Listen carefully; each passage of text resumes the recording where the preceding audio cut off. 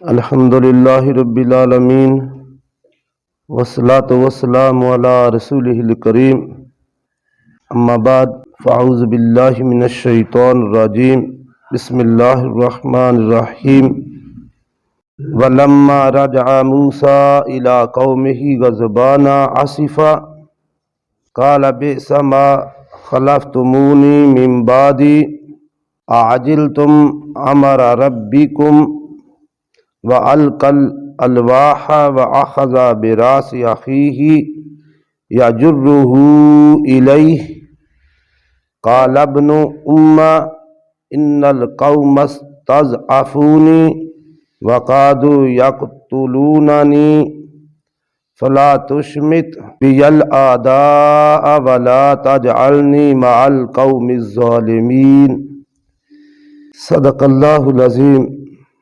فجاء محمد سراج منیرا فصلوا علیہ کثیرا کثیرا۔ سورۃ الاعراف آیت نمبر 150۔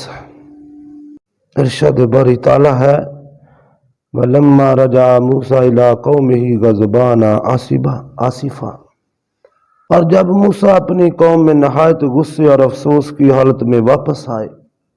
حضرت موسیٰ علیہ السلام طور پہاڑ پر جب وہ چلا کاٹ کر آئے، پہلے 30 راتوں کے لیے اللہ رب العالمین نے کہا، پھر 10 کا اضافہ کر دیا، 40 ہو گئے۔ تو جب یہ 10 اللہ نے بڑھائی ہیں تو ان 10 میں راتوں میں ہی قوم جو ہے وہ راہ راست سے بھٹک گئی۔ انہوں نے غسالہ کی گائے کے بچھڑے کی پوجا شروع کر دی، اللہ کی عبادت کی بجائے اس مورتی کے سامنے سجدہ ریز ہونے لگ گئے۔ ادھر اللہ رب العالمین نے طور پہاڑ پر ہی حضرت موسیٰ علیہ السلام کو یہ بتا دیا کہ تمہاری قوم کی کیا حالت ہے۔ باوجود اس کے کہ حضرت ہارون علیہ السلام جو حضرت موسیٰ علیہ السلام کے سگے بھائی تھے اور نبی تھے، وہ بھی اس قوم میں موجود ہیں اور اس کو بڑا انہوں نے سمجھا، لیکن قوم کب مانی؟ اور قوم کی اکثریت جو تھی وہ جو گائے کا بچھڑا سامری نے بنایا اس کی پوجا میں لگ گئے۔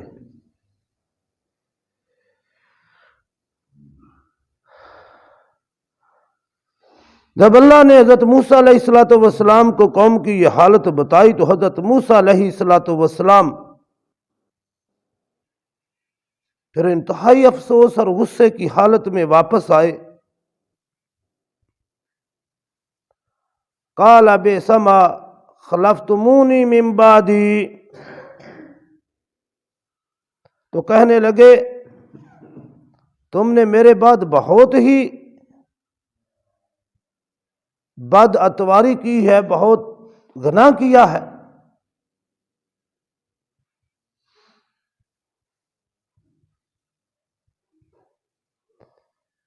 اعجلتم امر ربکم، کیا تم نے اپنے پروردگار کا حکم، یعنی میرا تمہارے پاس آنا جلدی چاہا؟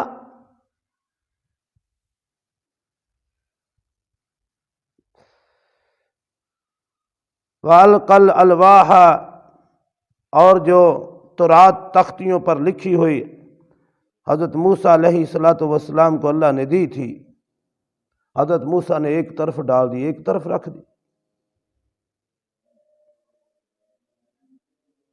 غصے کی حالت میں کہ میں نے قوم کو اتنا سمجھایا، اتنی اس قوم پر محنت کی، فرعونیوں کے چنگل سے انہیں آزاد کروایا، دریا سے انہیں پار لگوایا، یہ ساری چیزیں دیکھنے کے باوجود بھی اللہ کی یہ سارے رحمتیں اور فضل و کرم دیکھنے کے باوجود بھی یہ قوم اللہ کو چھوڑ کے غسالے کی پوجا کرنے لگ گئی۔ تو حضرت موسیٰ نے وہ تختیاں جو لکھی ہوئی تھیں وہ 7 حصوں میں تھی، انہوں کو ایک طرف ایسے غصے سے رکھا، جلدی سے رکھا، اس میں سے کچھ ٹوٹ گئی، اور شدت غضب سے جب وہ تختیاں رکھیں اور اپنے بھائی کے سر کے بالوں کو پکڑ کے کھینچا، اللہ تبارک تعالیٰ فرماتے ہیں وَأَخَذَ بِرَأْسِ أَخِيهِ يَجُرُّهُ إِلَيْهِ، اپنی طرف کھینچا اسے کہ تم نے بھی اس قوم کو ہدایت نہ دی، تمہارے ہوتے ہوئے یہ قوم گمراہی کی طرف چلی گئی۔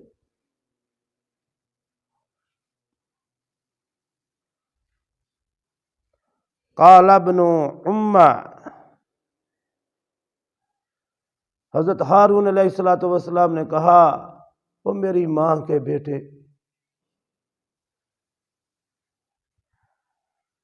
ان القوم استضعفونی،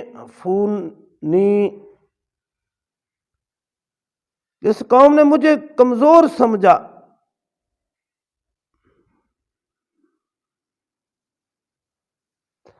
اور قریب تھا وَقَادُوا يَقْتُلُونَنِي، قریب تھا کہ مجھے قتل کر دیتے۔ یعنی یہ قوم جب میں نے سمجھایا تو یہ تو مجھے قتل کرنے کے در پہ ہو گئی۔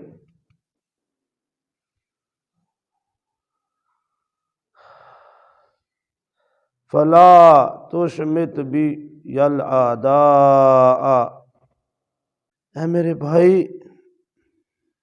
تو ایسا کام نہ کیجئے کہ دشمن مجھ پر ہنسیں۔ وَلَا تَجْعَلْنِي مَعَ الْقَوْمِ الظَّالِمِينَ، اور مجھے ظالم لوگوں میں مت ملائیے، میں تو ان کے ساتھ نہیں تھا۔ اس کا نتیجہ یہ نکلا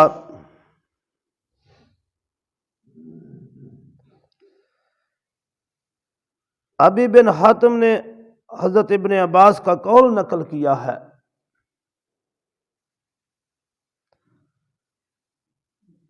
کہ حضرت موسیٰ علیہ السلام کو جو وہ تورات دی گئی تھی وہ 7 حصوں میں تختیوں میں لکھی ہوئی تھی، جس کے اندر ہر چیز کا بیان تھا،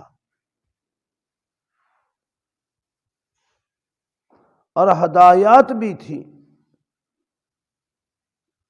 لیکن جب حضرت موسیٰ نے پہاڑ سے آ کر بنی اسرائیل کو بچھڑے کی پوجا میں ملوث پایا تو اپنے ہاتھ سے وہ تورات کی جو تختیاں تھیں وہ ایک طرف غصے سے رکھی، اور غصے سے اپنے بھائی کو پکڑا، تختیاں ٹوٹ گئیں۔ تو اللہ رب العالمین نے ان تختیوں میں سے تورات کے 6 حصے اٹھا لیے،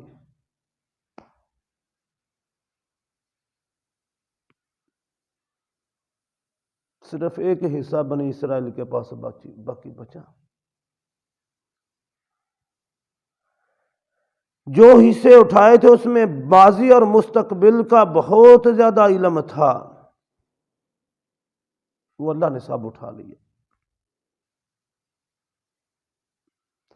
اور صرف وہ احکامات باقی رہ گئے جس میں حلال و حرام، عبادت کے طریقے اور دنیا میں رہنے کے اور طریقے وغیرہ تھے۔ بس جب کوئی قوم راہ حق سے بھٹکتی ہے، اس میں سبق کیا مل رہا ہے ہمیں؟ جب کوئی قوم کسی نعمت کی ناشکری کرتی ہے تو وہ نعمت اٹھا لی جاتی ہے، اس کی برکتیں اٹھا لی جاتی ہیں۔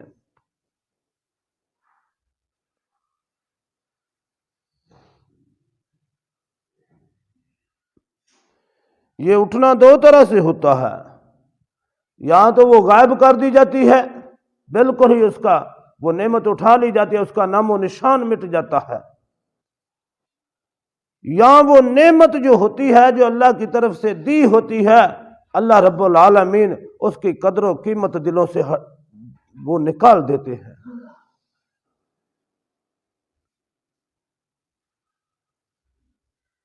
ہم اپنے آپ کو دیکھیں، ہمارے پاس یہ جو قرآن پاک اللہ کی بہت بڑی نعمت ہے، کیا ہم نے بھی اس کی ناقدری تو نہیں کی؟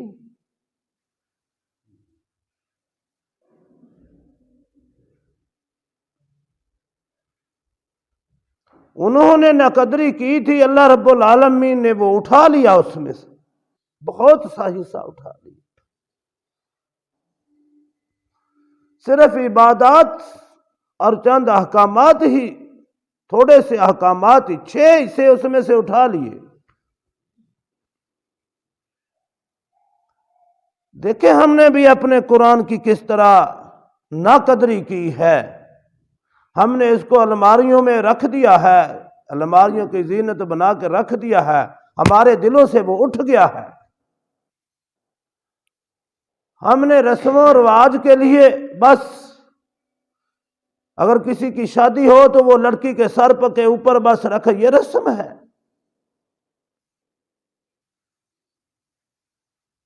وہ وقتی طور پر اس کے ساتھ وہ دلہن جانے لگی، اس کے سر کے اوپر ذرا رکھو سایہ قرآن کا۔ کیا فائدہ اس سائے کا جو عملی زندگی میں نہ آئے، جس کے سائے کی ٹھنڈک سے بندہ فائدہ نہ اٹھائے۔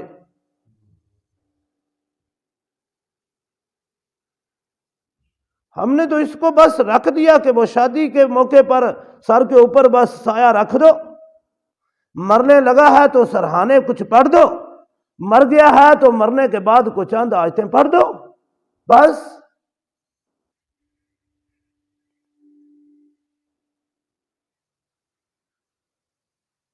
میرے بھائی، یہ زندگی گزارنے کا طریقہ ہے، یہ زندگی گزارنے کا قانون ہے، یہ ضابطہ حیات ہے۔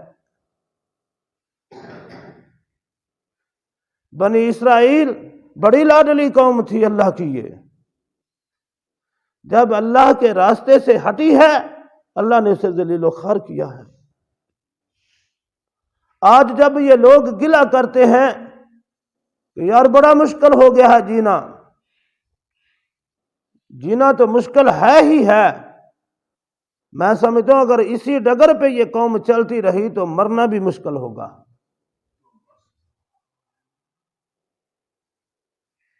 زندگی اور موت اور آخرت آسان تو تب ہوگی جب ہم اللہ اور اللہ کے رسول کے ساتھ وفا کریں گے۔ بے وفائی میں تو سکون نہیں ہوتا۔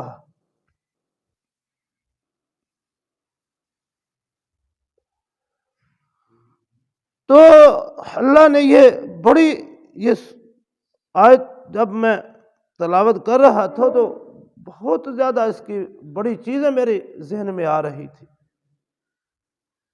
وقت کے لحاظ سے ساری بیان بھی نہیں ہو سکتی، لیکن میں ہاتھ جوڑ کر یہی عرض کرتا ہوں کہ خدا را یہ بہت بڑی نعمت ہے اللہ کا کلام قرآن مجید۔ اس کو الماریوں کی زینت ضرور بناؤ، میں یہ نہیں کہتا، اس کے اوپر ریشمی غلاف ضرور پہناؤ، لیکن اس کو اپنے دل کی زینت بھی تو بناؤ، اپنی عملی زندگی کی زینت بھی تو بناؤ۔ اصل زینت یہ ہے۔ ویسے تو ہم کہتے ہیں قرآن پاک پڑھا ہوا ہے، دیکھو کسی بچے نے اٹھایا ہوا ہے، اس کی طرف پیچھا نہیں کرنا۔ ویسے ہم اس پر عمل کی باری آئے تو منہ موڑ کر چلتے ہیں، کیا یہ پیچھا نہیں ہے؟ پیٹھ پھیر دیتے ہیں، اصل پیچھا تو یہ ہے۔ اس کلام سے، اس کتاب سے، قرآن مجید سے منہ موڑ لینا عمل کی باری آئے، اصل پیچھا کرنا تو یہ ہے۔ اس کی طرف ہم جاتے ہی نہیں، یہ بات ہم سمجھتے ہی نہیں۔ تو اللہ نے پہلی قوموں کے جو حالات بیان کیے ہیں یہ ہمارے لیے عبرت کا سامان ہے۔ ہم ان کو پچھلی قوموں کے حالات پڑھ کے سمجھ کے گزر جاتے ہیں، ہم نے کبھی غور نہیں کیا کہ کیا ہم بھی تو اس چیز کا شکار نہیں ہوئے؟ اگر ہوئے ہیں تو ہمیں اپنی فکر کرنی چاہیے۔ آج بھی اگر ہم دنیا اور آخرت دونوں جہانوں کی کامیابی چاہتے ہیں تو ایک ہی راستہ ہے محمد مصطفیٰ صلی اللہ علیہ وسلم کا، قرآن مجید والا، فرمان مصطفیٰ والا، دوسرا کوئی راستہ نہیں ہے۔ اللہ اس کی سمجھ عطا فرمائے، اللہ عمل کی توفیق عطا فرمائے۔